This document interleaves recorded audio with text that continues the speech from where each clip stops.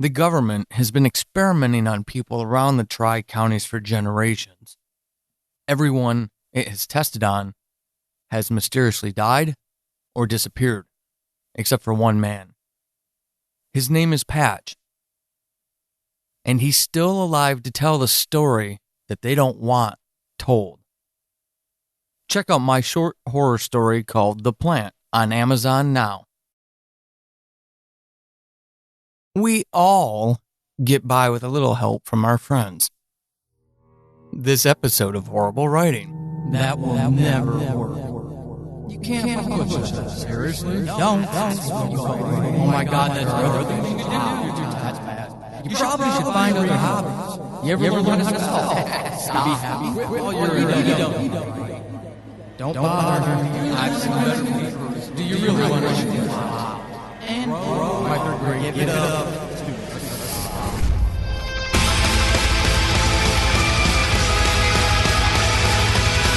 Welcome to Horrible Writing, the rawest, most candid, in-your-face writing show on the interwebs because none of us have time to suck.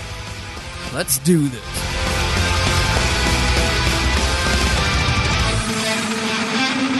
Hey everybody, I'm Paul Sadie and I am your host of Horrible Writing. This episode is all about those wonderful people, advanced reader copies. Or advanced copy readers. I always screw it up. There's a lot in life I screw up, which is a masterful segue into the topic. And I did not plan it. Those of you watching the YouTube version of it could probably see that transformation as the light bulb moment happened. Oh man, how are you all doing? I hope you're doing wonderful. I really do. I hope everybody is having a great time writing and creating. Whatever you are out there creating and writing, I hope you're enjoying it. Now, today is the 10th of June. You know what that means? It means it is that day. It's one of the last episodes before I disappear for a couple week hiatus because I just need a break. I need a mental health break. And actually, for the first time in my daughter's life, we're actually taking her to Europe. So she's going to see England and Germany. It's going to be a lot of fun. And I don't want to have to manage social media while I'm gone.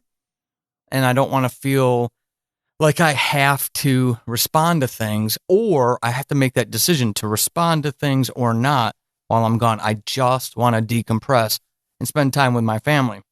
So we are going to take a few weeks off this summer so I can go do that. We do have a couple more episodes coming before I go. No, today is June 10th, and today is the official release of my first ever novel, Chasing the Demon. Woo! So, it's a thriller. It's about a dude in the Pacific Northwest, my region of the world, who had a haunting, harrowing experience as a young boy, and it has determined the course of his life. And now things are falling apart as a price of his passion. I encourage everybody to go check it out, as long as you don't screw up my also bots. I kid. I hope everybody does. It's not perfect. I feel a lot of the things I wrote after this book, after this novel, are a lot stronger. I have an audio drama coming up. Chasing the Demon is an adaptation of my first season of Subject Found. So you can go listen to the whole thing for free. Well, at least the audio drama version of it. Instead of spending the 99 cents to help a fellow author out. But I feel I got stronger. I've gotten stronger. My writing has strengthened since then. With Who Killed Julie is a new audio drama that'll be coming out later this year. And listening to the produced episodes of that, I really love it. I got really lucky with the people I worked with on this, and hopefully it will be enough of a success that we can do the next series, and I can actually work with those folks and maybe even compensate them. Hopefully it'll be that big of a success that we can do that. But also, I've written a 12-story anthology for the holidays. It's a horror anthology called 12 Deaths of Christmas, and it was a lot of fun. It was a really wicked experience, and I feel that writing is stronger than chasing the demon. And I think all of us go with that. The more we write, no matter how much we write, the more we write, we feel our writing is stronger, and it should. We're learning stuff every time we do this. I have a sometimes unrealistic expectation of myself, and I can be horrible to myself when I don't meet those. I felt good writing Chasing the Demon. I felt good when it came back from the editor. There were things that needed to be fixed. The epiphany moment for me was when I was writing Rip, which is going to be a novel adaptation of the second season of Subject Found. I wrote that back in the fall of 2017. I haven't even started it as of recording, so May 2018. I have not even started editing that because I've got so many other things I'm doing. But writing that, to have that juxtaposition of those two distinct stories from two distinct seasons from the same show, so close to each other, in writing Rip, I already saw what I did wrong in Chasing the Demon. And I grew and I learned from my mistakes. But the title of this episode is Arcs to the Rescue because those advanced copy readers really were. I went through a professional editor. I made a lot of, changes, and then I went through the book again. But I have seen that book so many times that I'm completely, utterly just numb to the story. And it was evident in the ACR feedback. I'm fortunate in that I have a respectable following from my audio dramas. So I have an advantage over a lot of new writers, my peers, who don't have an audience at all, except for maybe some people who read their blogs. But I've been podcasting for a number of years, so I have built up, cultivated relationships with people who, when I needed them, they came through for me, and they were just amazing. They quick turned that, and it was just mind-boggling how fast they did. But one of the things that I learned was I don't mind criticism of stories. I need it. I don't need anybody to tell me how good a story is and, oh, hey, you misspelled a couple things. And that's not a problem. The editor wasn't a problem. For me, it was sending those ACRs out and getting the feedback. I expected there to be misspellings, a name screw up, typo. As I'm working the edits, I fat finger something and, said they instead of the, whatever it may be. But, and realizing that this is subjective, the amount of catches that the ACR readers had for me was humbling. It really was. There were some people who have stylistic differences, and that's okay. That doesn't bother me. I can thank you for your time, and, we'll just agree to disagree. But there were things that I should have caught. Calling flora fauna.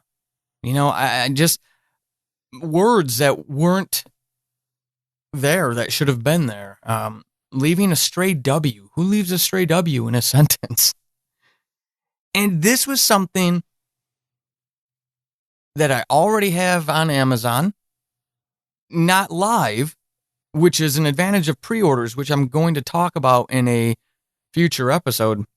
But it's at least placeholding out there, and I'm, digitally and for the print version.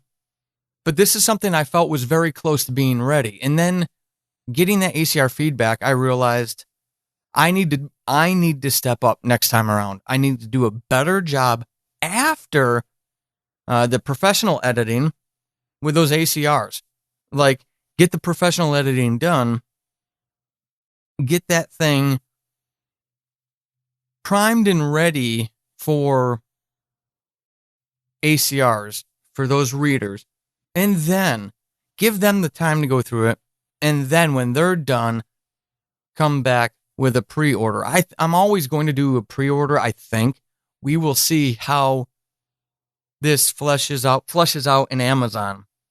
I don't know how it will impact sales. As a nobody with no readership and no books to my name as of the date of this recording, the pre-sales for Chasing the Demon are fine.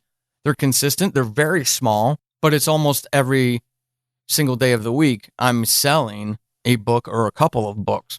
And they're pre-orders, so the way I understand it, that might not necessarily behoove me. But if this is an indication of what I can expect, I will take that. But at the same time, I need to do right by the ACRs in the future.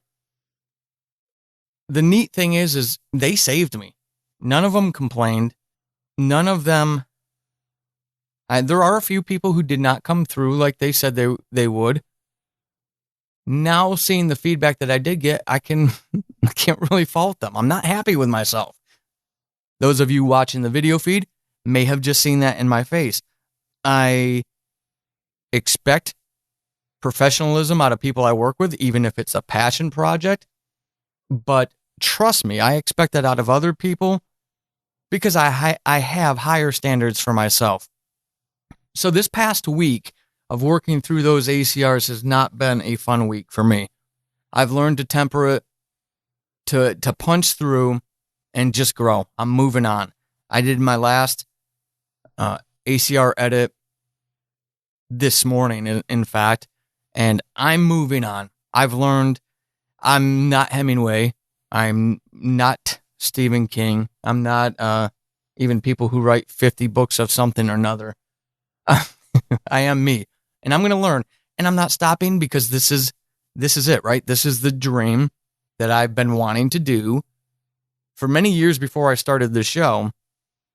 But in this exploration with you as I go through it, that was the whole idea behind this show.